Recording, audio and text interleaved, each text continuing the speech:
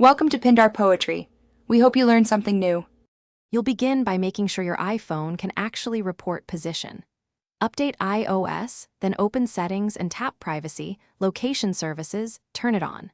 Once done, grant Maps permission, choose Always or while using app depending on needs, and enable precise location so GPS pins are accurate. Make sure Wi-Fi and cellular are enabled because they assist GPS lock. Finally, check battery saver is off. Low power mode reduces location frequency, so your fixes stay timely. Now you set navigation details and refine accuracy. Open Maps, enter a destination, and inspect route options, avoid tolls or highways if desired, and preload the area for offline use in supported apps. Calibrate the compass by moving the phone in a figure 8 pattern. This reduces heading drift.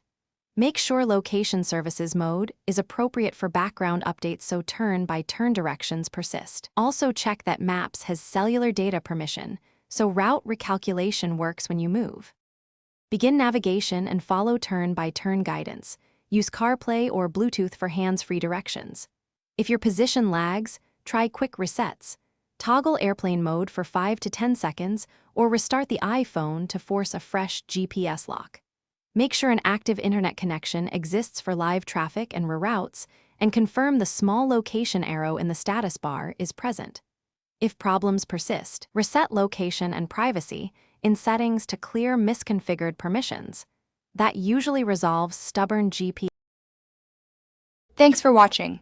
Consider subscribing if we helped you.